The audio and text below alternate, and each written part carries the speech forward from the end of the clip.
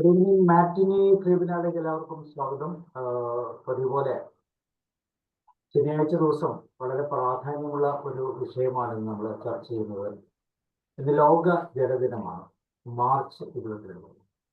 ജലത്തിന്റെ ശക്തമായ പ്രാധാന്യവും അത് എത്രമാത്രം ഏതൊക്കെ രീതിയിൽ സംരക്ഷിക്കപ്പെടേണ്ടതുണ്ട് എന്നൊക്കെ ചിന്തിപ്പിക്കുന്ന ഒരു ദിവസമാണ് മാർച്ച് 22. ഓരോ വർഷവും ജലദിനമായി ആഘോഷിക്കുന്നു എന്നുള്ളത് തന്നെയാണ് അതിൻ്റെ ഏറ്റവും വലിയൊരു പ്രത്യേകത. ഇതിൻ്റെ ഒരു തുടക്കം നമ്മൾ കാണുവാണെങ്കിൽ ഇതാദ്യമായിട്ട് ജലത്തിൻ്റെ ഈ ജലദിനം ആചരിച്ചത് 1993-ലാണ്.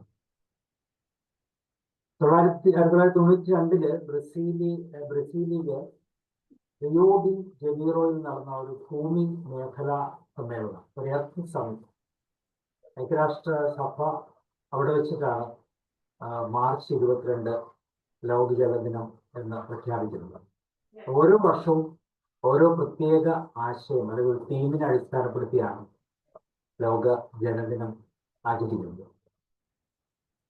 2019 ലിവിങ് നോ വൺ ബിഹൈൻഡ്, ആരെയും പിന്നിൽ വിടാതെ എന്നുള്ള ഒരു ആശയമായിരുന്നു. 2020 വാട്ടർ ആൻഡ് ക്ലൈമറ്റ് ചേഞ്ച്, ജലവും കാലാവസ്ഥ വ്യതിയാനവും. 2021 വാല്യൂ വാട്ടർ, ജലത്തിന്റെ മൂല്യത്തെക്കുറിച്ചുള്ള ഒരറിവായിരുന്നു. 2022 മേക്കിംഗ് ദ ഇൻവിസിബിൾ വിസിബിൾ, അദൃശ്യമായതിനെ ദൃശ്യമാക്കുക എന്നുള്ള ഭൂജലം എന്നുള്ളതിന്റെ അടിസ്ഥാനപ്പെടുത്തുന്നു. 23 അത് ആക്സലറേറ്റിംഗ് ചേഞ്ച്, മാറ്റത്തിന് വേഗം കൂട്ടുക. ഇങ്ങനെ ഓരോ വർഷവും ഓരോ തീമിനെ ബേസ് ചെയ്താണ് ഇത് മുന്നോട്ട് പോകുന്നത്. അപ്പൊ അതുകൊണ്ട് തന്നെ പ്രത്യേകിച്ച് ജലസംബന്ധമായ ഓരോ പ്രശ്നങ്ങളും ഇവിടെ കൃത്യമായി ചർച്ച ചെയ്യപ്പെടുന്നുണ്ട്. ജലക്ഷാമത്തെ കുറിച്ച് പറയുന്നുണ്ട്. ഇങ്ങനെ പറയുന്നു, ലോകത്തിൽ ഏകദേശം 2.2 ബില്യൺ ജനങ്ങൾക്ക് ശുദ്ധജലം ലഭിക്കുന്നില്ല എന്ന്. അത്രമാത്രം വലിയൊരു പ്രതിസന്ധി. തീർച്ചയായിട്ടും നമുക്കറിയാം, കേരളത്തിൽ താമസിക്കുന്ന ഇഷ്ടംപോലെ തോടുകളും ഒക്കെ ഉള്ള പുഴകളും ഒക്കെ ഉള്ള കേരളത്തിൽ പോലും ഇപ്പോൾ വേനൽക്കാലമാകുമ്പോൾ പലപ്പോഴും ഒരു പ്രതിസന്ധി നമ്മൾ നേരിൽ കാണുന്നുണ്ട്. തന്നെയുമല്ല, ഇതിന് പ്രധാനമായിട്ടൊരു കാരണം വെള്ളമില്ല എന്നുള്ളതല്ല, വെള്ളമുണ്ട്, പക്ഷെ പലപ്പോഴും ജലമലിനീകരണത്തിന്റെ തോത് വളരെ കൂടുതലാണ്. വ്യാവസായികമായ തലങ്ങളിൽ ജലം മലിനീകരിക്കപ്പെടുന്നു. പ്ലാസ്റ്റിക് എന്ന് പറയുന്ന ആ ഒരു വളരെ പ്രയോജനകരമാണ്, എന്നാൽ അത് മലിനീകരണത്തിന് തോത് കൂട്ടുന്ന ഒരു 2050 ചെല്ലുമ്പോൾ കടലിൽ പോലും പ്ലാസ്റ്റിക്കിന്റെ സംഖ്യ വളരെയധികം കൂടുതലാണ് എന്ന് പറയുന്നത്. എല്ലാ ജലസ്രോതസ്സുകളും, പുഴകളും അതുപോലെ തന്നെ കായലും കടലും എല്ലാം മലിനീകരിക്കുന്ന തരത്തിലുള്ള രീതികൾ, പ്രത്യേകിച്ച് വ്യാവസായിക തലത്തിലുള്ള ജലത്തിന്റെ ചൂഷണം അവിടെ കൂടുതലായിട്ട് സംഭവിക്കുന്നു. അതുപോലെ ജലവിതരണത്തിലുണ്ടാകുന്ന അസമത്വങ്ങൾ, ലോകത്തിലെ എല്ലാ ഭാഗങ്ങളിലും ഒരുപോലെ ജലം ലഭ്യമല്ല. അപ്പൊ അതുകൊണ്ട് തന്നെ ഈ പറയുന്ന രീതിയിലുള്ള ഒരു അസമത്വം ഉണ്ട്. ചില സ്ഥലങ്ങളിൽ ജലക്ഷാമം രൂക്ഷമായി തന്നെ നിലനിൽക്കുന്നു. ജലസംരക്ഷണത്തിന്റെ അഭാവം. ഇപ്പൊ നമ്മൾ മഴക്കാലങ്ങളിൽ മഴവെള്ളം എത്രമാത്രം സംഭരിക്കപ്പെടുന്നു, ഇപ്പൊ അങ്ങനെയുള്ള കാര്യങ്ങളെ കുറിച്ചുള്ള ചിന്തകൾ വന്നു തുടങ്ങി. ഇത് കാരണം മറ്റൊന്നുമല്ല, വേനൽക്കാലത്ത് ശക്തമായ മഴ കിട്ടുന്നില്ല അല്ലെങ്കിൽ വെള്ളം കിട്ടുന്നില്ല എന്നൊരു പ്രതിസന്ധി വരുന്നത് കൊണ്ട് എങ്ങനെയാണ് മഴക്കാലത്തെ വെള്ളം സംരക്ഷിക്കപ്പെടേണ്ടത്? മഴക്കുഴികളിലെ ചകിരിയൊക്കെ നിറച്ച് വളരെ കൃത്യമായി ജലത്തെ സംഭരിക്കുന്ന രീതി. അതന്നെയല്ല, അങ്ങനെ ഒരു വർഷം സംഭരിച്ചിട്ടുണ്ടെങ്കിൽ പിൽക്കാലങ്ങളിൽ ജലത്തിന്റെ നഷ്ടം കുറയുന്ന അല്ലെങ്കിൽ ജലം സുലഭമായി ലഭിക്കുന്ന രീതിയിലേക്കൊക്കെയുള്ള ചില ചിന്തകളൊക്കെ നമ്മൾ കേട്ടിട്ടുണ്ട്. അതുകൊണ്ട് ജലം സംരക്ഷണം, അതിൻ്റെ ഒരു അഭാവം തീർച്ചയായിട്ടും ഇങ്ങനെയുള്ള പ്രശ്നങ്ങൾ ഉണ്ടാക്കുന്നു എന്നാണ് നമ്മൾ മനസ്സിലാക്കുന്നത്. ഇങ്ങനെ പല കാരണങ്ങളുണ്ട്. ഇങ്ങനെയൊക്കെ ജലം സംരക്ഷിക്കപ്പെടാം, ഇങ്ങനെയുള്ളതിനെ കുറിച്ചൊക്കെ ചർച്ച വരുന്നുണ്ട്. അപ്പൊ മലയാളത്തില് പ്രത്യേകിച്ച് നമ്മൾ ജലസംരക്ഷണത്തിനുള്ള സന്ദേശങ്ങളായിട്ട് നമ്മൾ പറയുന്നത് ജലം ജീവനാണ്, അത് സംരക്ഷിക്കൂ എന്നുള്ള രീതിയിലൊക്കെ നമ്മൾ സംസാരിക്കാറുണ്ട്. ജലമില്ലാത്ത ജീവനില്ല, ജലമില്ലാതെ ജീവനില്ല, ജലം സംരക്ഷിക്കാൻ എല്ലാവരും ഒത്തുചേർന്ന് പ്രവർത്തിക്കും. അതുപോലെ ജലസംരക്ഷണം നമ്മുടെ ഉത്തരവാദിത്വമാണ്. ഭാവി തലമുറകൾക്കായി ജലം സംരക്ഷിക്കുക എന്നുള്ളത് ഒരു ഇന്നിന്റെ കർത്തവ്യമാണ് എന്നൊക്കെ പറയുന്ന പലതരത്തിലുള്ള സന്ദേശങ്ങൾ പലപ്പോഴും ഇതുമായിട്ട് കടന്നു വരാറുണ്ട്.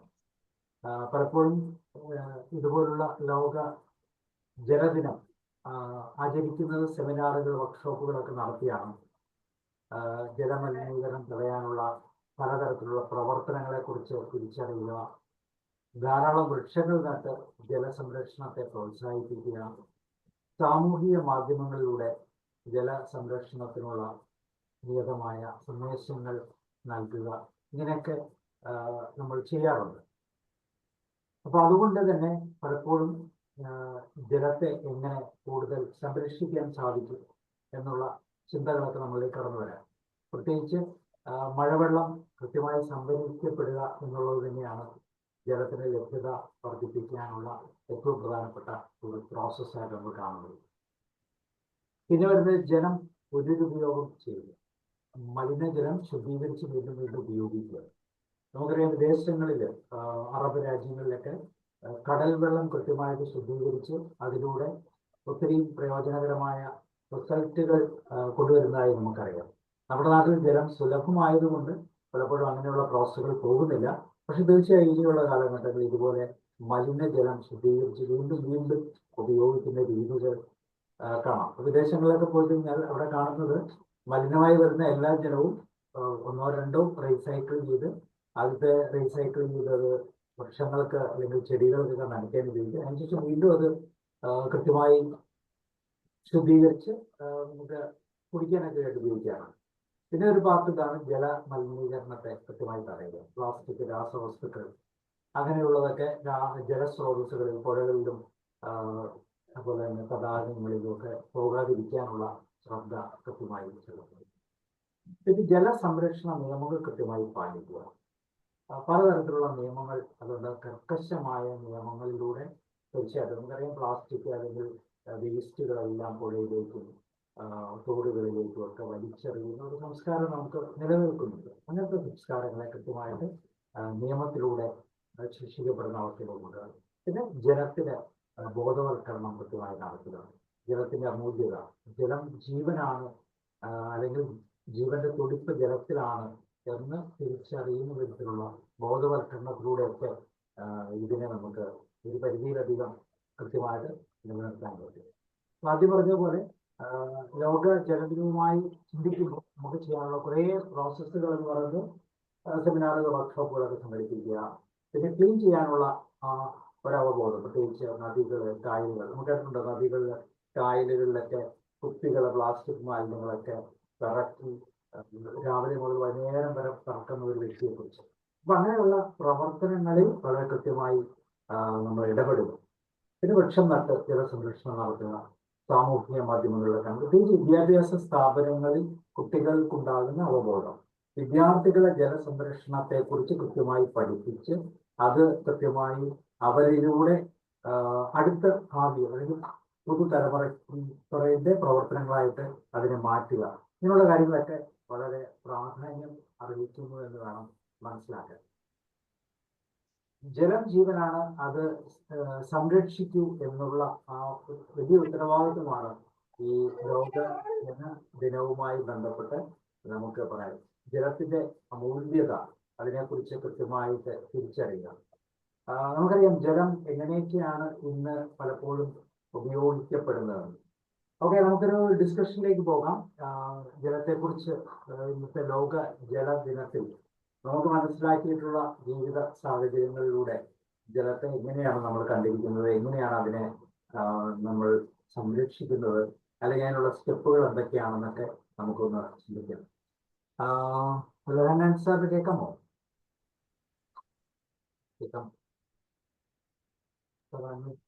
സാർ, എന്തായാലും ഇന്ന് ഈ ജലദിനത്തോടനുബന്ധിച്ച് ഇങ്ങനെയൊരു ചർച്ച അവതരിപ്പിക്കാൻ തീരുമാനിച്ചതിലും പങ്കെടുക്കാൻ പറ്റിയതിലും സന്തോഷം. ഞാൻ പാലക്കാട് ജില്ലയെ കുറിച്ച് തന്നെ പറഞ്ഞുകൊണ്ട് മുന്നോട്ട് പോവാം. വരൾച്ച അനുഭവപ്പെടുന്ന ഒരു ജില്ലയാണ് പാലക്കാട്. പക്ഷേ ബ്രിട്ടീഷുകാരന്റെ ബുദ്ധി ഉപയോഗിച്ച് പാലക്കാട് മലമ്പുഴ ഡാം 62-ൽ കമ്മീഷൻ ചെയ്യുന്ന ആ ഡാം, അത് മാത്രമാണ് ഇന്ന് ജീവജലം. മറ്റു ഡാമുകളുണ്ട്, കാഞ്ഞിരപ്പുഴ ഡാം, ചിറ്റൂർ ഡാം ഒക്കെ ഉണ്ട്. തമിഴ്നാടിന് വെള്ളം കൊടുത്തുകൊണ്ട് ശിരുവാണി പ്രോജക്റ്റ് പാലക്കാട് ജില്ലയിൽ തന്നെയാണ്. ശരിയായ ജലത്തിന്റെ ഉപയോഗവും വിലയും അറിയുന്ന ഒരു സംസ്ഥാനം തമിഴ്നാടാണ്. ശുദ്ധജലത്തിന് വേണ്ടി അവർ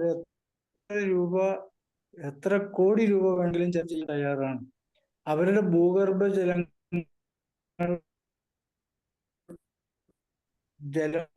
മിക്കവാറും വറ്റി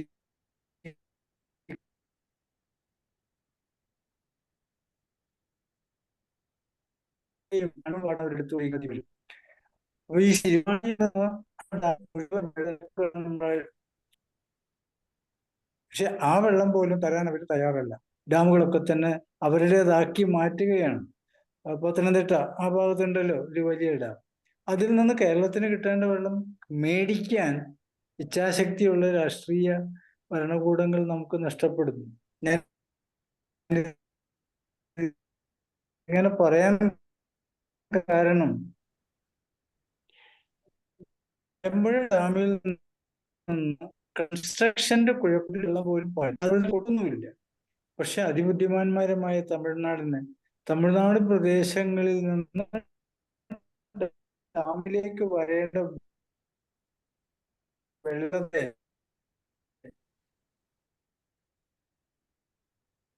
നാട്ടിലേക്ക് തിരിച്ച് തമിഴ്നാട്ടിലേക്ക് തന്നെ കൊണ്ടുപോകും. അപ്പോൾ വാർഷികമായി ഈ പുഴയിലൂടെ ഡാമിൽ എത്തേണ്ട വെള്ളത്തെ നാട്ടിലേക്ക് തന്നെ യുദ്ധത്തിന്റെ ദൗർലഭ്യം ശരിക്കും അനുഭവിക്കുകയും ചെയ്യുന്ന തമിഴ്നാട് അതിനു വേണ്ടി ശ്രമിക്കുകയാണ്. നേരെ മറിച്ച് നമുക്ക് 41 പുഴകൾ കേരളത്തിലുണ്ട്.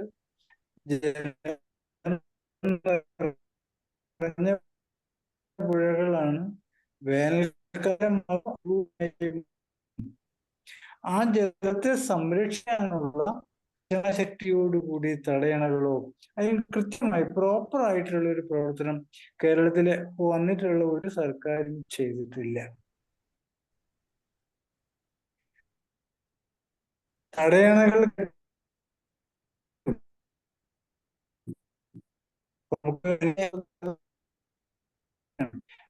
ാണ്, അതൊക്കെ കെട്ടിക്കൂട്ടും.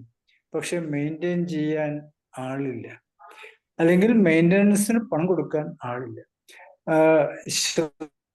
ശുദ്ധജലത്തിന്റെ ആവശ്യകത നമുക്കൊക്കെ ഉണ്ട് എങ്കിലും അതിലെ പോലും കൃത്യമായി ഉപയോഗിക്കാനും നമുക്ക് കഴിയുന്നില്ല. നമ്മുടെ ഭരണകൂടങ്ങളുടെ പ്രശ്നങ്ങളാണ്.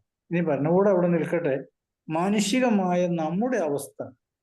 സാറ് പറഞ്ഞു, ജലമില്ലാഞ്ഞിട്ടല്ല, അതിനെ മോശപ്പെടുത്തി മലിനീകരിച്ച് മുന്നോട്ട് പോകുന്നത് കൊണ്ടാണ് എന്ന്. മറ്റൊരു പ്രധാനപ്പെട്ട കാര്യം, നമ്മുടെ നാട്ടില് ഇഷ്ടം പോലെ കുളങ്ങൾ ഉണ്ടായിരുന്നു. പാലക്കാട് 100 കണക്കിന് കുളമുണ്ടായിരുന്നു. ഇന്ന് ക്ഷേത്രങ്ങളോടനുബന്ധിച്ചുള്ള കുളം ഒഴിച്ച് ബാക്കി 99% മൂടിക്കഴിഞ്ഞു. അതിൻ്റെ മുകളിൽ വൻ കെട്ടിടങ്ങളായി കഴിഞ്ഞു.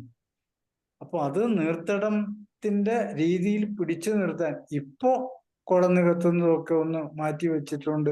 അത് ഗവൺമെന്റ് എടുത്ത് കെട്ടി ശുദ്ധജലത്തിനായി സൂക്ഷിക്കുന്നുണ്ട്. പക്ഷെ അതിന്റെ നല്ലൊരു ശതമാനവും കുളവും പോയി കഴിഞ്ഞു. അപ്പൊ ഈ ജലത്തെ സൂക്ഷിക്കേണ്ടതും ജലത്തിന്റെ മലിനീകരണം തടയേണ്ടതും ഒരു പങ്ക്, അതിന്റെ ഉത്തരവാദിത്തത്തിന്റെ ഒരു പങ്ക് ജനം ഏറ്റെടുത്താൽ തീർച്ചയായിട്ടും നമുക്ക് ശുദ്ധജലത്തിന് ഇനിയും ബുദ്ധിമുട്ടുകൾ ഉണ്ടാവുകയില്ല. മലമ്പുഴ ഡാം വറ്റി വരണ്ടാൽ പാലക്കാട് എന്ന ജില്ല ഉണ്ടാവില്ല, ജലമുണ്ടാവില്ല, കുടിക്കാനുമില്ല. ആയിരക്കണക്കിന് ഏക്കർ കൃഷി ചെയ്യുന്നത് ഈ ജലം കൊണ്ടാണ്. ഞാൻ പറയാൻ വന്നത് ഇത്രയേ ഉള്ളൂ. ശുദ്ധജലത്തിന്റെ ആവശ്യകത ഇന്നും മനുഷ്യർക്ക് ആവശ്യമറിയാം. അത് നിലനിർത്തേണ്ട ആവശ്യകത ഇന്നും നമ്മുടെ മുന്നിലുണ്ടോ? നാം കിട്ടിയതെല്ലാം വലിച്ചെറിയുന്നു. നമ്മുടെ പുഴയിലേക്ക് നാം തള്ളുന്ന അവശിഷ്ടങ്ങൾ ഒത്തിരിയാണ്. പാലക്കാട് ഫാക്ടറികളുണ്ട്. അതിൻ്റെ ആ വിഷം നിറഞ്ഞ ജലാംശം ഭാരതപ്പുഴയിലേക്ക് എങ്ങനെ വിടാമെന്നുള്ളതിനെ കുറിച്ച് പഠിച്ചുകൊണ്ടിരിക്കുകയാണ് ഫാക്ടറി ഉടമകളും. അതിന് പങ്കുപറ്റുന്ന ഭരണാധികാരികളും. അതെല്ലാം അവിടെ നിൽക്കട്ടെ. ചുരുക്കത്തിൽ നമ്മൾ ഇന്ന് പുഴയിൽ നിന്ന് നേരിട്ട് കുടിച്ചുകൊണ്ടിരുന്ന വെള്ളം ഇന്ന് നമുക്ക് ധൈര്യപൂർവ്വം കുടിക്കാൻ ഒക്കുകയില്ല എന്നുള്ളതാണ് അതിൻ്റെ ഏറ്റവും സങ്കടകരമായ അവസ്ഥ. അപ്പൊ ജനം ഇതിനൊരു ബോധവൽക്കരണം അത് നമ്മുടെ സ്കൂൾ കുട്ടികളുടെ തലത്തിൽ നിന്ന് തുടങ്ങേണ്ടിയിരിക്കുന്നു. പ്ലാസ്റ്റിക് എന്നുള്ളത് ഇപ്പൊ കടൽ വെള്ളത്തിന്റെ സ്ഥിതി എന്താ? കടൽ മത്സ്യത്തിന്റെ സ്ഥിതി എന്താ? പ്ലാസ്റ്റിക് ടൺ കണക്കിന് സമുദ്രത്തിൽ എത്തിക്കഴിഞ്ഞു. അവിടെ ജലജീവികൾ കഷ്ടപ്പെടുകയാണ്. ഈ അവസ്ഥ കരയിൽ മനുഷ്യജീവികളും പിന്നെ ബുദ്ധിമുട്ടുന്നു എന്നുള്ള സത്യം. അപ്പൊ ഈ സത്യങ്ങളിലൂടെ നമ്മൾ പോകുമ്പോൾ ഒന്നുകൂടെ പറയാനുള്ളത്, പുഴ വറ്റി മണൽത്തീരങ്ങളായി മാറി ആ മണൽത്തീരങ്ങൾ വ്യാവസായിക അടിസ്ഥാനത്തിൽ എടുത്ത് ഇന്ന് ചെറുപുഴകളായി മാറി. മണൽത്തിട്ടകൾ ഉണ്ടായിരുന്നെങ്കിൽ വെള്ളം സംരക്ഷിക്കപ്പെടുമായിരുന്നു, സൂക്ഷിക്കപ്പെടുമായിരുന്നു. ഇന്ന് അവിടെ സൂക്ഷിക്കാൻ ഒന്നുമില്ല, മണലില്ല, അടിത്തട്ടിൽ നിന്ന് കോരിക്കളഞ്ഞു. ഞാൻ നീട്ടി പറഞ്ഞു എന്ന് തോന്നുന്നു. നാം ഓരോ വ്യക്തികളും ശുദ്ധജലത്തെ എങ്ങനെ സംരക്ഷിക്കാമെന്ന് ആലോചിച്ച് നാം വലിച്ചെറിയുന്ന അഴുക്കുകളെ, നാം ഒഴുക്കിവിടുന്ന അഴുക്കുകളെ സ്വയം നിയന്ത്രിച്ചാൽ മതിയാകും എന്ന് പ്രതീക്ഷിക്കുന്നു. Thank you sir. Thank you. തീർച്ചയായിട്ടും താങ്ക് യു സാർ. വളരെ ആധികാരികമായിട്ടാണ് ചിന്തകൾ, പ്രത്യേകിച്ച് ഓരോ ഭൂപ്രദേശത്തും ആദ്യം പറഞ്ഞ പോലെ ചില ഏരിയകളിൽ വെള്ളത്തിന്റെ ക്ഷാമം ഇപ്പോഴും ഉണ്ടാകാറുണ്ട്, ചില സ്ഥലങ്ങളിൽ കുഴപ്പമില്ല. ഓക്കെ, ഇനി ഗോകുമാർ സാർ പറയൂ. നമസ്കാരം. തിരുവനന്തപുരത്ത് ജലഭവൻ എന്ന് പറയുന്ന സ്ഥാപനമുണ്ട്. ഈ സ്ഥാപനം നടത്തുന്നതിന് വലിയൊരു കുളം നികത്തിയാണ്. വലിയൊരു കുളം നികത്തി ജലഭവൻ നടത്തും. പിന്നെ അങ്ങനെ ജലം ഉണ്ടാവും. കേരളത്തിൽ എവിടെ നോക്കിയാലും ജലം തന്നെ. പക്ഷേ നമ്മൾ ഓരോരുത്തരും നന്നായാൽ മാത്രമേ ജലവും നന്നാവൂ. കാരണം നമ്മൾ കാരണമാണ് ജലം നമ്മളെല്ലാം വലിച്ചെറിയുന്നതും ഇവിടുത്തെ സ്ഥിതിയുടെ ഓരോ വീട്ടുകളിലെയും പിന്നെ അഴുക്ക് വെള്ളങ്ങളെ ഒഴുക്കി വിടാൻ പൈപ്പിട്ടിരിക്കുന്ന കടലിലോട്ടും കായലിലോട്ടും തോടലുകളാണ്. അപ്പൊ പിന്നെ എങ്ങനെ വെള്ളം നന്നാവും? ഈ ആ കടലിലുള്ള അല്ല പൈപ്പിന് വെള്ളം അല്ലാതെ വേറെ വെള്ളം കുടിക്കാൻ കൊള്ളുന്നില്ല. ആ സ്ഥിതിയിലേക്ക് വന്നു. അപ്പൊ ജനം വിചാരിച്ചാൽ മാത്രമേ നന്നാവാനൊക്കൂ. ജലം നന്നാവാനൊക്കൂ. ഭരണകൂടം മാത്രം വിചാരിച്ചത് ഭരണകൂടം മാത്രം വിചാരിച്ചാൽ നടക്കുന്നില്ല. നമ്മളുടെ കൂടെ വിചാരിച്ചാലേ നടക്കൂ. കേൾക്കാവോ? നമ്മളോട് വിചാരിച്ചാൽ നടക്കും. നല്ല ക്ലാസ് ആയിരുന്നു. നന്ദി, നമസ്കാരം.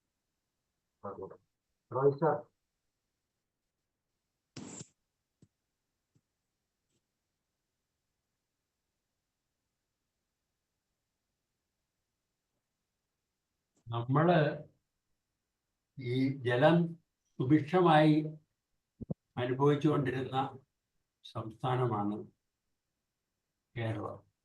നമ്മുടെ അടുത്ത് തമിഴ്നാട് പണ്ട് മുതലേ ഭയങ്കരമായ ജലക്ഷാമം കൊണ്ട് വിഷമിക്കുന്ന ഒരു രാജ്യമായിരുന്നു, സംസ്ഥാനമായിരുന്നു.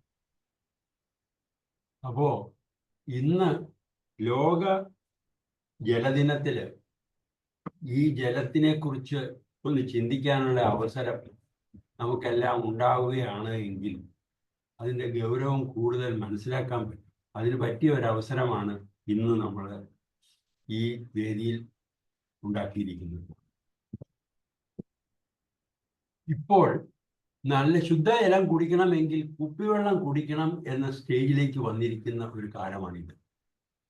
പണ്ടൊക്കെ ഞാൻ ഓർക്കുന്നുണ്ട്, വെള്ളം കാശ് കൊടുത്ത് മേടിക്കണം എന്ന് പറഞ്ഞാൽ എന്തൊരു അത്ഭുതം, അതൊന്നും ആവശ്യം എന്നതാ എന്ന് ചോദിച്ചിരുന്നു. പക്ഷെ ഇപ്പോൾ വെള്ളം എല്ലാവരും കാശ് കൊടുത്ത് മേടിച്ച് കുടിച്ചാലേ നല്ല വെള്ളമായിട്ട് വരികയുള്ളൂ. ഇങ്ങനെ ആയി എൻ്റെ ഒരു സ്റ്റേജ്.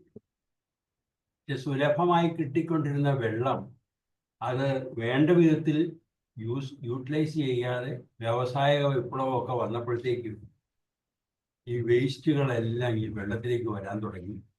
അങ്ങനെയാണ് ജലം, ശുദ്ധമല്ലാത്ത ജലം കിട്ടാൻ തുടങ്ങിയത്. ഇപ്പോൾ കിണറ്റിലെ വെള്ളം തന്നെ കോരിയാൽ നമ്മൾ കുടിക്കാൻ ഉപയോഗിക്കാതെ ഇപ്പോൾ അത് ഫിൽട്ടർ ചെയ്തൊക്കെ കുടിക്കുന്ന ഒരു സ്റ്റേജിലേക്ക് പോയിട്ടുണ്ട്.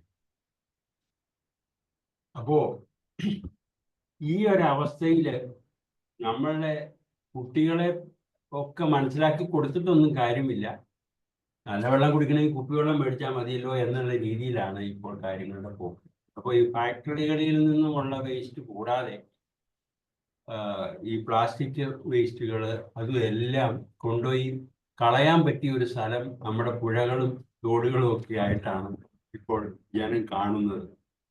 അപ്പോൾ ഞാൻ ഈ ഇടയ്ക്ക് ഇത് കണ്ടു, ഇങ്ങനെ സമുദ്രത്തിൻ്റെ പ്ലാസ്റ്റിക്കുകളും മറ്റതും വന്ന് കൂടിയിട്ടും മറ്റേ ജീവികളൊക്കെ ചത്തുപോകുന്നു.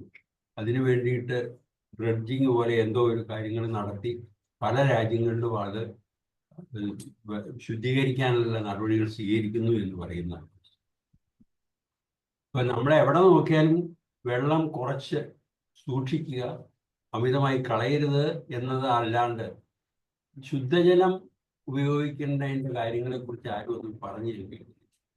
വെള്ളം അപൂർവമാണ്, കുറേശ്ശെ ഉപയോഗിക്കുക എന്ന് പറയുന്ന ഒരു ഭാഗം മാത്രമേ കാണുന്നുള്ളൂ. അതല്ലാതെ വെള്ളം അഴുക്കാക്കരുത് എന്ന് പറയുന്ന ഒരു ഭാഗം പൊതുവെ പബ്ലിക്കിൻ്റെ ഇടയിൽ ഇല്ല എന്ന് എനിക്ക് തോന്നുന്നു. ഇപ്പൊ നമ്മളുടെ പബ്ലിക് ഹെൽത്ത് ഡിപ്പാർട്ട്മെന്റിന്റെ വാട്ടർ അതോറിറ്റിയുടെ വെള്ളം പല സ്ഥലങ്ങളിലും പൊട്ടി ഒഴുകി അത് വലിയ വൃത്തികേടായിട്ട് കിടക്കുന്നത് നമ്മൾ കാണാറുണ്ട്. പക്ഷേ അതുകൊണ്ട് ഇപ്പൊ പല ആൾക്കാർക്കും വാട്ടർ അതോറിറ്റിയുടെ വെള്ളം കുടിക്കാൻ വിഷമമാണ്. കാരണം പലയിടത്തും പൊട്ടി ഇങ്ങനെ ഒഴുകി പോകുന്നത് അത് തന്നെ നമുക്കും കിട്ടുന്ന ഒരു രീതിയിലാണ് ഇതിൻ്റെ കാര്യങ്ങൾ. അപ്പോൾ ഈ ജലം എല്ലാവർക്കും എത്തിച്ചു കൊടുക്കുക, ജലം ആവശ്യമാണ്, ഇതിനുള്ള നിയമങ്ങളും ഒക്കെ ഉണ്ടാക്കിയിട്ടുണ്ട്. പക്ഷേ ജലം എങ്ങനെ ശുദ്ധമായി സൂക്ഷിക്കുക എന്നുള്ളതിനെ കുറിച്ച് നിയമങ്ങളൊന്നും കാണുന്നതായിട്ട് എൻ്റെ അറിവില്ല. പിന്നെ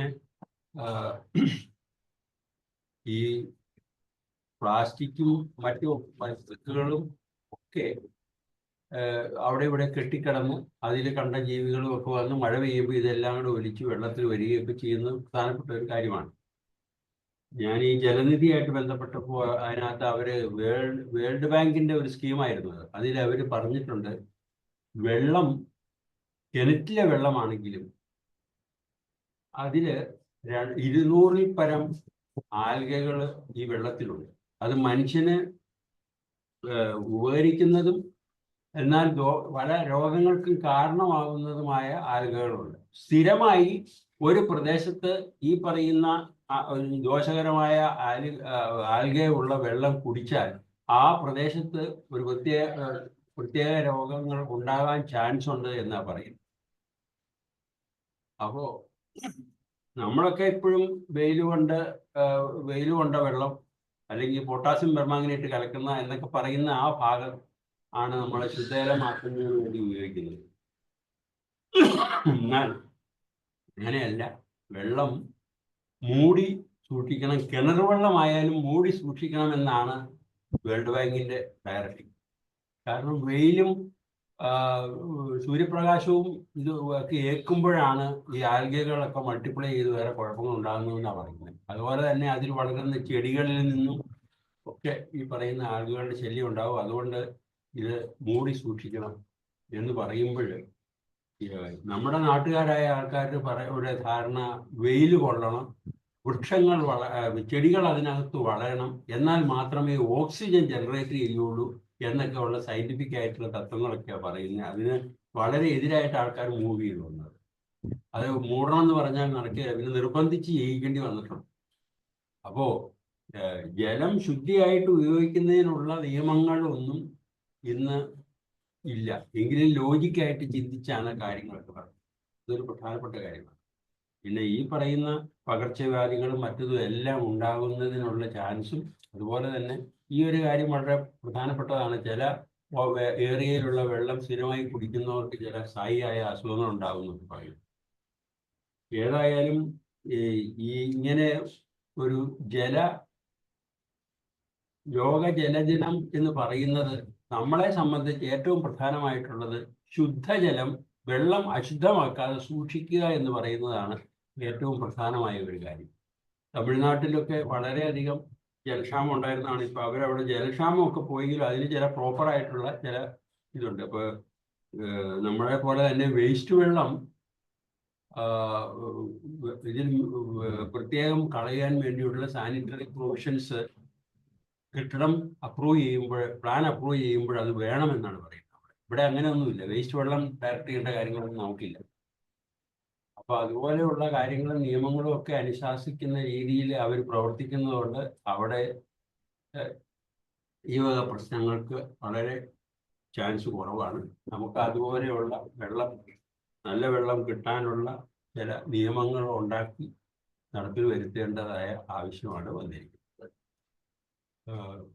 പിന്നെ പൊതുവെ എല്ലാവരും ജലം അവനവൻ്റെ ആവശ്യത്തിനുള്ള വെള്ളം വളരെ ഭംഗിയായി ബുദ്ധിയായി സൂക്ഷിക്കുക, മറ്റൊക്കെ ആരെങ്കിലും നോക്കട്ടെ എന്നുള്ള രീതിയിലേക്ക് ആയിട്ടുണ്ട് പൊതുവെ ജനങ്ങളുടെ ഒരു താല്പര്യം വെള്ളത്തിന്.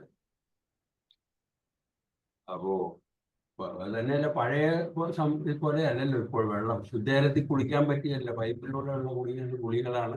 അതെല്ലാം നമ്മുടെ ഇത് വ്യത്യാസം വന്നിരിക്കും. ഓപ്പൺ വെള്ളത്തിൽ കുളിക്കുന്നതും മറ്റുമൊക്കെ വളരെ ഇതാണ്. അതുപോലെ തന്നെ ആരോഗ്യം കീപ്പ് ചെയ്യുന്നതിന് വെള്ളം ഒരു പ്രധാനപ്പെട്ട കാര്യം. എൻ്റെയൊക്കെ ചെറുപ്പത്തിൽ കുളിക്കുക എന്ന് പറയുന്ന ഒരു വിഷയമല്ലായിരുന്നു. കുളങ്ങളുണ്ടായിരുന്നു. സാറ് പറഞ്ഞു കുളങ്ങളൊന്നും ഇപ്പോൾ ഇല്ല, എല്ലാം മൂടിക്കഴിയും. അതായത് രാവിലെ കുളിക്കുക എന്ന് പറഞ്ഞാൽ സ്കൂളിൽ പോകുന്നതിന് മുമ്പ് കുളിക്കണമെങ്കിൽ ഓടിച്ചെന്ന് കുളത്തിലേക്ക് ചാടുക, കയറുക, സോപ്പോ വേലമൊക്കെ തേച്ച് ഒന്നോടെ ചാടുക, ഇത് കയറി പോരുക. അത്രമാത്രം സുഖമായിരുന്നു കുളി. ഇന്നിപ്പോൾ അങ്ങനെയല്ല. ബാത്റൂമിൽ പോകണം, വേഷം അടിച്ച് വെക്കണം, അത് കഴിഞ്ഞ് വെള്ളം ഷവറിൽ കൂടെ ഒഴിച്ച് സോപ്പൊക്കെ തേച്ച് പിന്നെ ഇത് കഴിഞ്ഞ് വേഷമൊക്കെ ഇടണം എന്നുള്ള രീതിയിലേക്ക് വരുന്ന വലിയ ബുദ്ധിമുട്ടുള്ള ഒരു കാര്യമായിട്ട് വന്നിട്ടുണ്ട്. അതുപോലെ ശരീരശുദ്ധി സൂക്ഷിക്കുന്നതിനും ഒക്കെ ഇപ്പോഴത്തെ ഈ സംവിധാനങ്ങൾ ഒത്തിരി ദോഷം ചെയ്യുന്നുണ്ടെന്ന് എനിക്ക് തോന്നുന്നു. അതുപോലെ തന്നെ നമ്മൾ കഴിക്കുന്ന മത്സ്യങ്ങളും ഒക്കെ ഈ വെള്ളത്തിൻ്റെ ദോഷങ്ങൾ നമ്മളിൽ ഉണ്ടാകാനുള്ള ചാൻസുകൾ ഉള്ളതായിട്ട് പറയുന്നുണ്ട്. ഏതായാലും ഈ കാര്യങ്ങളെക്കുറിച്ച് ചിന്തിക്കാനും അതിനെക്കുറിച്ച് മനസ്സിലാക്കാനും ഒരവസരം ഉണ്ടാക്കാൻ ഈ ജലദിനം ഉപകരിക്കട്ടെ. അതിനുവേണ്ടി നമുക്കും താല്പര്യത്തോടു കൂടി ഇറങ്ങിത്തിരിക്കുക. ഇതൊക്കെയാണ് ഞാൻ ഇപ്പോൾ എൻ്റെ ഓർമ്മയിൽ പറഞ്ഞത്. Thank you. തീർച്ചയായിട്ടും ഇതിപ്പം നമ്മള് ഒരു മൈൻഡ്ഫുൾനെസ്, അപ്പൊ നമ്മുടെ പ്ലാറ്റ്ഫോമിൽ എപ്പോഴും മൈൻഡ്ഫുൾനെസ്സിനെ കുറിച്ച് ചിന്തിക്കുന്നതാണ്. അപ്പൊ നമ്മള് വെള്ളത്തെ നമ്മൾ സംരക്ഷിക്കുക എന്ന് പറയുമ്പോൾ ഒരു മൈൻഡ്ഫുൾ, ഇപ്പൊ റോയ് സാർ പറഞ്ഞതിന്റെ കണ്ടിന്യൂഷൻ ആയിട്ട് പറയുമ്പോൾ ജലം വ്യർത്ഥമാക്കാതിരിക്കുക എന്നുള്ളതാണ്. ഇപ്പൊ ടാപ്പുകൾ ശ്രദ്ധാപൂർവം ഉപയോഗിക്കുക. ചിലപ്പോൾ നമ്മൾ ബ്രഷ് ചെയ്യുമ്പോഴും ഷേവ് ചെയ്യുമ്പോഴൊക്കെ ടാപ്പ് ഒന്ന് തുറന്നു വെച്ചിട്ട് സമൃദ്ധമായിട്ട് ചെയ്യുന്നു, പക്ഷെ അത് എപ്പോഴും പ്രായോഗികമല്ല എന്നുള്ളത്. അപ്പം പലപ്പോഴും അതിന് നമ്മൾ ഗ്ലാസ്സിലോ അല്ലെങ്കിൽ കപ്പിലോ ഒക്കെ വെള്ളം പഴയ കാലത്ത് ഉപയോഗിച്ചിരുന്ന പോലത്തെ രീതികൾ നമുക്ക് ഉപയോഗിക്കാം. അതുപോലെ കഴുകുമ്പോൾ ജലം സംരക്ഷിക്കുക. ടാപ്പ് പൂർണ്ണമായിട്ടും തുറന്നൊക്കെ ഇട്ട്, പ്രത്യേകിച്ച് പാത്രങ്ങളൊക്കെ കഴുകുമ്പോൾ ഒരു ബക്കറ്റിലൊക്കെ വെള്ളം എടുത്ത് കഴുകുന്ന പണ്ടത്തെ ഒരു കാര്യം. അതുപോലെ ഡിഷ് വാഷറൊക്കെ ഉപയോഗിക്കുമ്പോൾ പലപ്പോഴും ഫുൾ ലോഡിലൊന്നും ഉപയോഗിക്കത്തില്ല, ജസ്റ്റ് നമ്മൾ അപ്പം ഉപയോഗിക്കും. ഇപ്പോൾ ഉപയോഗിക്കുന്ന വെള്ളം പ്രത്യേകിച്ച് അതുപോലെ തന്നെ വാഷിംഗ് മെഷീനിന്റെ വെള്ളം, അതിനെ നമ്മൾ റീസൈക്കിൾ ചെയ്ത് ഉദ്യാനങ്ങളിലേക്കൊക്കെ അല്ലെങ്കിൽ നമ്മുടെ ചെടികൾക്കൊക്കെ വേണ്ടി ഉപയോഗിക്കാൻ പറ്റുന്ന രീതിയിലേക്ക് മാറ്റുന്നത്. അതുപോലെ പച്ചക്കറി കഴുകിയ വെള്ളം തീർച്ചയായിട്ടും ഈ പറയുന്ന പച്ചക്കറികൾക്ക് തന്നെ ജലമായിട്ട് ഉപയോഗിക്കാൻ പറ്റുന്നത്. ഇങ്ങനെയൊക്കെയുള്ള കുറേ പ്രോസസ്സുകൾ ഒരു മൈൻഡ്ഫുൾനെസ് നമ്മളിപ്പോൾ ചെയ്തുകൊണ്ടിരിക്കുന്ന ആ പ്രവൃത്തി കൂടുതൽ ശ്രദ്ധയോടെ ചെയ്യാൻ വേണ്ടി നമുക്ക് ചെയ്യാം. വാട്ടർ ഹാർവെസ്റ്റിംഗ് നമ്മൾ പറഞ്ഞാണ്, മഴവെള്ളം കൃത്യമായിട്ട് സംരക്ഷിക്കുക. അതിനുവേണ്ടി വാട്ടർ ഹാർവെസ്റ്റിംഗ് സിസ്റ്റം സാർ പറഞ്ഞിരുന്നു, അതിപ്പം വീടുകളിലൊക്കെ നിർബന്ധമായിട്ടും ഉണ്ട്. പക്ഷെ അതിലും ഉണ്ടോ എന്നൊക്കെ ചോദിച്ചാൽ അതൊരു ചോദ്യമാണ്. അതുപോലെ തന്നെ ലോ ഫ്ലോ ടാപ്പുകൾ, ശക്തമായ രീതിയിൽ വെള്ളം പോകാത്ത ലോ ഫ്ലോ ടാപ്പുകൾ. അതുപോലെ ഡ്യുവൽ ഫ്ലഷ് എന്ന് പറയുന്ന ഒരു സിസ്റ്റം വളരെ പ്രയോജനകരമാണ്. കാരണം നമുക്ക് ഏത് ആവശ്യങ്ങളാണോ ആവശ്യങ്ങൾക്കനുസരിച്ച് വെള്ളം ഉപയോഗിക്കാൻ പറ്റുന്ന രീതിയിലുള്ള ഡ്യുവൽ ഫ്ലഷുകളൊക്കെ ഉപയോഗിക്കുന്നതൊക്കെ വീടുകളിൽ വളരെ ശ്രദ്ധിക്കാവുന്നതാണ്. അതുപോലെ ഷവറുകൾ, വാട്ടർ സേവിങ് ഷവർ ഹെഡുകൾ ഉപയോഗിക്കാൻ പറ്റും. അപ്പൊ ഇങ്ങനെയുള്ള പല രീതികൾ, പ്രത്യേകിച്ച് ടാപ്പുകളും പൈപ്പുകളും.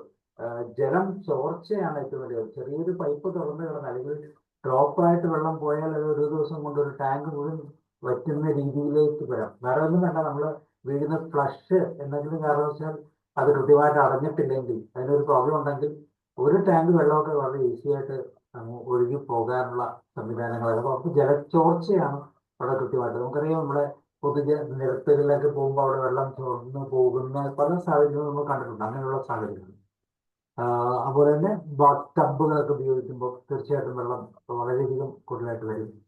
അതുപോലെ തന്നെ പാത്രങ്ങൾ കഴിയുമ്പോൾ നമ്മൾ പറഞ്ഞതാണ്. ഇപ്പം ഇങ്ങനെ പല രീതികളിൽ നമുക്കിതിനെ കൃത്യമായിട്ട് നമുക്ക് മാനേജ് ചെയ്യാൻ പറ്റും എന്നുള്ളത് തന്നെയാണ് ഇതിൻ്റെ അകത്ത് നമ്മൾ ശ്രദ്ധിക്കാനുള്ള വിഷയം. ഓക്കെ, ഇനി നമുക്ക് ശുഭോധനൻ ഡോക്ടർ ഫ്രീ ആണോ?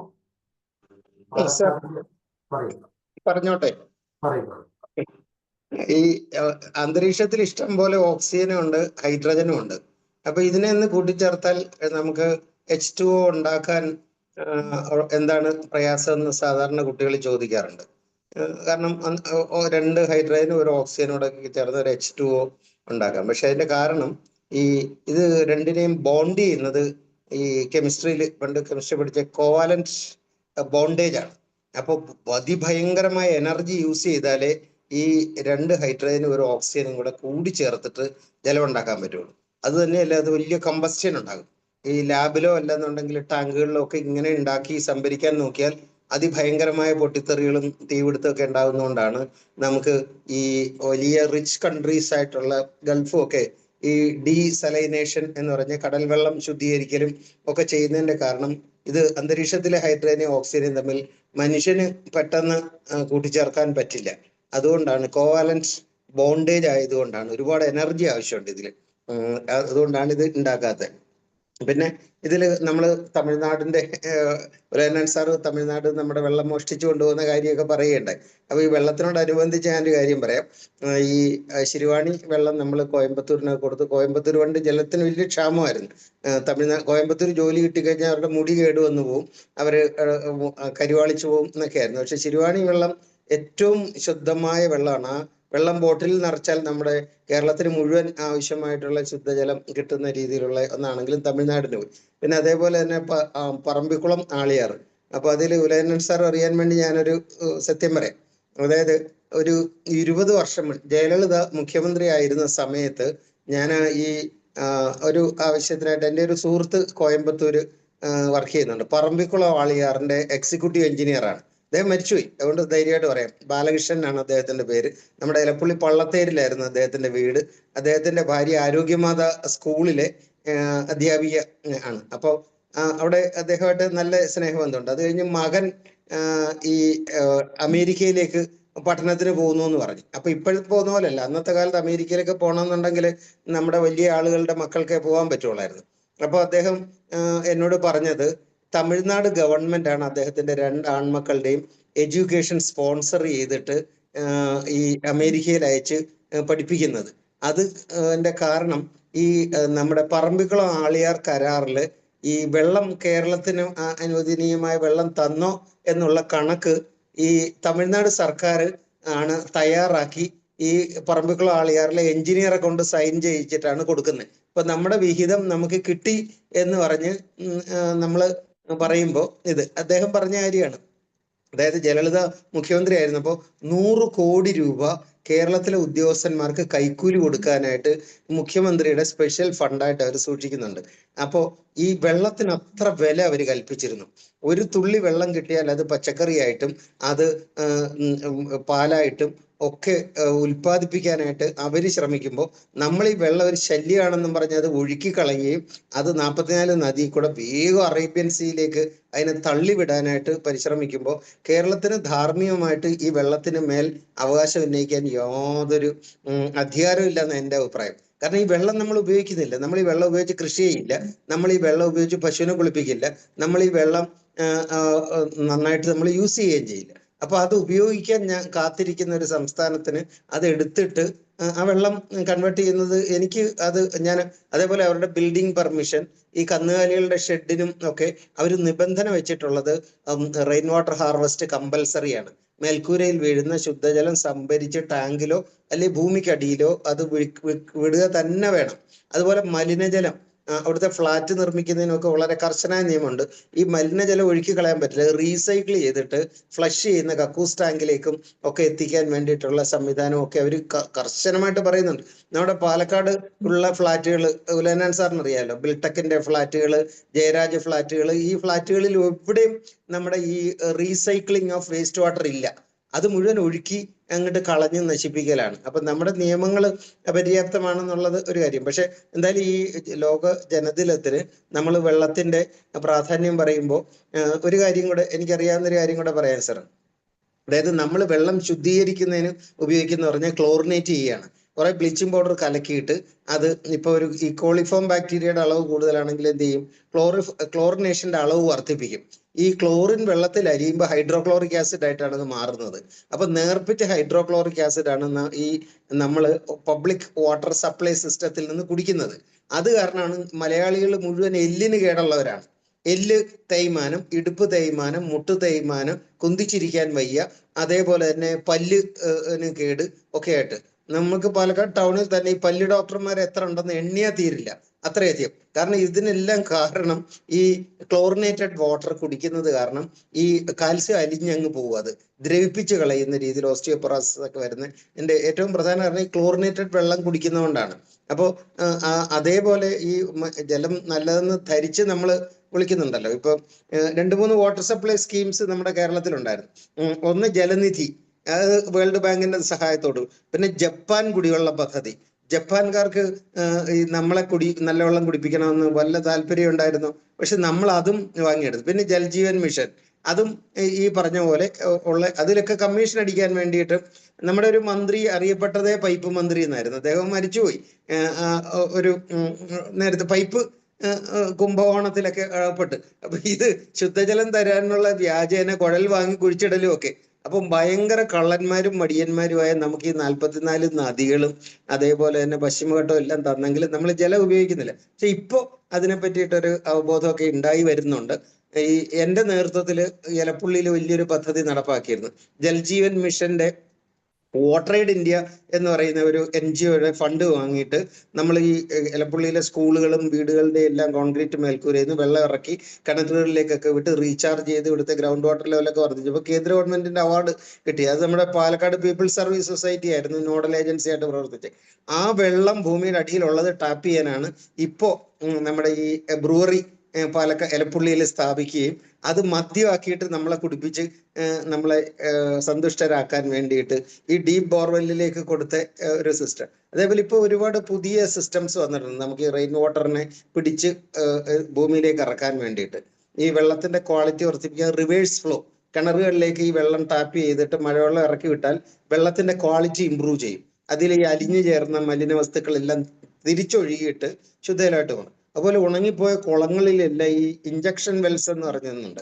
അതായത് ഈ ബോറടിക്കും, ബോർവെല്ല് കുഴിച്ചിട്ട് അതിനകത്തേക്ക് ഈ കുഴൽക്കിണറുകൾ കുഴിച്ചിട്ട് അതിൻ്റെ ഈ പൈപ്പ് അത് ഈ പോറസ് ആയിട്ടുള്ള നെറ്റൊക്കെ ചുറ്റി അത് വളരെ ഫിൽറ്റർ ചെയ്ത് വെള്ളം ഈ അഗാധതയിലേക്ക് ഇറക്കി വിടുന്നതിന് രീതിയിൽ അതിന് ഇഞ്ചക്ഷൻ വെൽസ് ആണ് പറയുന്നത്. ഇവിടെ അങ്ങനെ കുറേ കാര്യങ്ങളൊക്കെ ചെയ്തപ്പോൾ ഇതുമായിട്ട് ബന്ധപ്പെട്ട് 2 കൊല്ലം പ്രവർത്തിച്ചപ്പോൾ എനിക്ക് ഈ വെള്ളം ജലസാക്ഷരതയെ പറ്റി നല്ലൊരു അറിവും ഒക്കെ ഉണ്ടാക്കിയെടുക്കാനായിട്ട് ഇത് സഹായിച്ചു. അത് ഏറ്റവും വലിയ രസം, മലയാളി എഞ്ചിനീയേഴ്സ് ആണ് ഇതിന്റെ തലപ്പത്തിരിക്കുന്ന, ഡൽഹിയിലും ഹൈദരാബാദും ആസ്ഥാനമായിട്ട് പ്രവർത്തിക്കുന്നു. അപ്പൊ ഞാൻ ചോദിച്ചു കേരളത്തിലെ ആളുകളെ ഇതിനെയൊക്കെ ഒന്ന് പഠിപ്പിക്കാൻ. അപ്പൊ പറഞ്ഞു കേരളത്തിലെ ആളുകൾക്ക് കമ്മീഷൻ അടിച്ചാൽ മതി, ഞങ്ങളുടെ സ്കീം നേരത്തെ കൊടുത്തതൊക്കെ അവര് ഈ പറഞ്ഞ പോലെ നമ്മുടെ ഈ ഫെറോസിമെന്റ് ടാങ്കുകൾ കെട്ടിയിട്ട് മലവെള്ളം സംഭരിക്കാനായിട്ട് പണ്ട് സർക്കാരിന് ഒരു പദ്ധതി ഉണ്ടായിരുന്നു, ഓർമ്മിക്കുന്നുണ്ടാകും. നമ്മുടെ ഈ പൊതു കളക്ട്രേറ്റില് സിവിൽ സ്റ്റേഷനില് ഒക്കെ ഈ പൊട്ടിപ്പൊളിഞ്ഞു പോകുന്ന കുറെ വലിയ ടാങ്ക് പണ്ടാരം കെട്ടി വെച്ചിട്ട് മഴവെള്ളം ഇറക്കുന്നു എന്നൊക്കെ പറയുകയും അതങ്ങ് പൊട്ടിപ്പോവുകയൊക്കെ ചെയ്തു. അത് പറഞ്ഞാൽ അതും ഗ്രാന്റ് കിട്ടിയ പണം നമ്മൾ അതിലെ കമ്മീഷൻ അടിക്കാൻ വേണ്ടി ബലം കുറഞ്ഞ ടാങ്കുകൾ ഉണ്ടാക്കി ഒരു സീസണിൽ വെള്ളം പിടിച്ചു കഴിഞ്ഞ് 2ാമത്തെ സീസൺ എത്തിയപ്പോഴത്തേക്ക് അതെല്ലാം പൊട്ടിക്കേറി പോയതുപോലെ ഉള്ളത്. അപ്പൊ നമുക്ക് എന്തായാലും ഇനിയുള്ള ഈ ജലത്തിനെ സംരക്ഷിക്കാനുള്ള നടപടികളും ഒക്കെ വളരെ വളരെ വളരെ അത്യാവശ്യമായിട്ടുള്ള ഒരു കാര്യമായിട്ട് മാറിയിരിക്കുകയാണ്. പല്ല് തേക്കുമ്പോൾ ടാപ്പ് തുറന്ന് അത് തീരുന്നവരെ ഇടുക. പിന്നെ ഈ സത്യം പറഞ്ഞാൽ മലയാളി 2 നേരം ഒന്നും കുളിക്കേണ്ട കാര്യമൊന്നുമില്ല. എന്നിട്ട് ഇത് ആഴ്ചയിൽ ഒരിക്കൽ കുളിക്കുന്ന ആളുകൾ ആണ് നമ്മുടെ ഈ അന്യസംസ്ഥാന തൊഴിലാളികൾ ഇവിടെ വന്ന് ഉഗ്രമായിട്ട് പണി ചെയ്യുന്നത്. 2 നേരം കുളിക്കുന്ന നമുക്കാണെങ്കിൽ വെയിൽ കൊണ്ടാ വാടിക്കരിഞ്ഞ് നിലത്ത് വീണു. റോഡ് പണിക്ക് നമ്മളെ പറ്റില്ല, വാർക്കപ്പണിക്ക് പറ്റില്ല. ഒരു ഹാർഡ് വർക്ക് പറ്റാത്ത രീതി ദുർബലരായ ഒരു ജനവിഭാഗമായിട്ട് നമ്മൾ മാറിയിട്ടുണ്ട്. അതിലും ഒരു പ്രധാന കാരണം ഈ വെള്ളത്തിൽ കൂടി ഉള്ളിൽ ചെല്ലുന്ന ഹൈഡ്രോക്ലോറിക് ആസിഡ് ആലത്തിന്റെ അംശങ്ങളാണ്. ഈ ആലം ബെഡിലാണ് ഇത് സെഡിമെന്റ് ചെയ്യാനൊക്കെ ഉപയോഗിക്കുന്നത്. അപ്പൊ അതിനെപ്പറ്റി ആരോഗ്യ പഠനങ്ങളൊന്നും നടത്തുന്നില്ല. ഉലകന്നാൻ സാർ ഞാനും കണ്ട ഒരു കാര്യം കൂടെ ഞാൻ പറഞ്ഞ് അവസാനിപ്പിക്കുക. ജപ്പാനിൽ അവരുടെ ജലസാക്ഷരത അതിഗംഭീരമായ ഒരു ജലസാക്ഷരതയാണ്.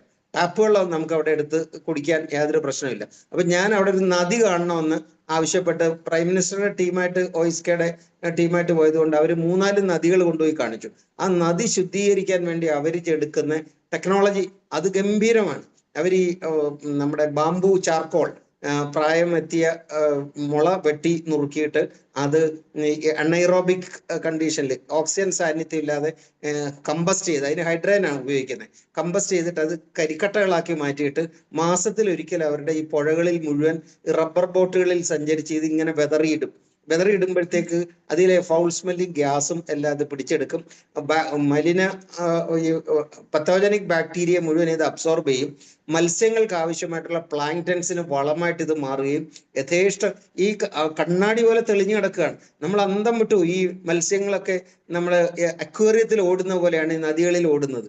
അവരൊക്കെ നദിയെ വളരെ പ്രഷ്യസ് ആയിട്ട് കാണുന്നുണ്ട്. എന്തായാലും നമ്മൾ ഈ ദിവസം ഇങ്ങനെയൊക്കെയുള്ള ചിന്തകൾ പങ്കുവെക്കുന്നതൊക്കെ നല്ല രസമാണ്. പക്ഷെ അതിൽ രസം, ഞാനിപ്പോ ഒരു അരമണിക്കൂർ മുന്നേ മുഖ്യമന്ത്രിയുടെ ഒരു ഇഫ്താർ വിരുന്ന് അതിൽ പങ്കെടുത്ത ഒരാൾ എനിക്കത് അയച്ചു തന്നു. നമ്മുടെ പ്രധാനപ്പെട്ട ഒരാളാണ്, അദ്ദേഹം അയച്ചു തന്നു. ഞാൻ നോക്കിയപ്പോൾ മേശപ്പുറത്ത് എല്ലാം പ്ലാസ്റ്റിക് കുപ്പിയാണ് നിരത്തി വെച്ചിരിക്കുന്നത്.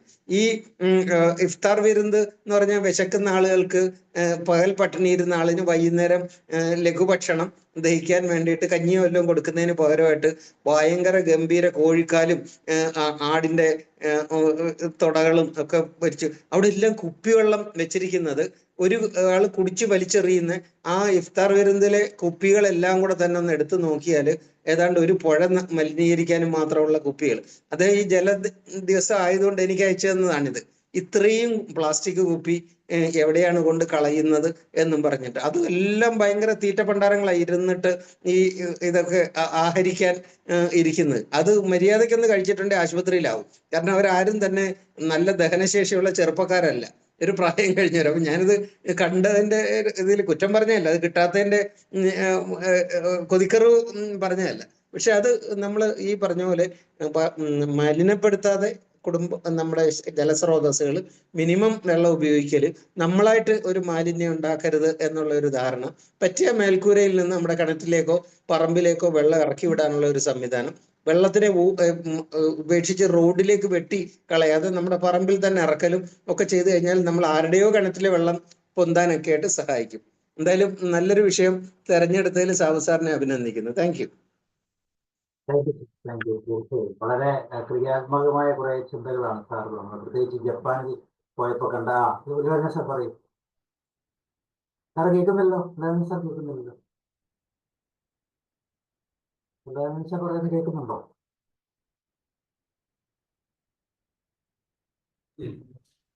സാർ പറയുന്നത് കേൾക്കുന്നില്ല. അൺമ്യൂട്ട് അൺമ്യൂട്ട് ചെയ്തു.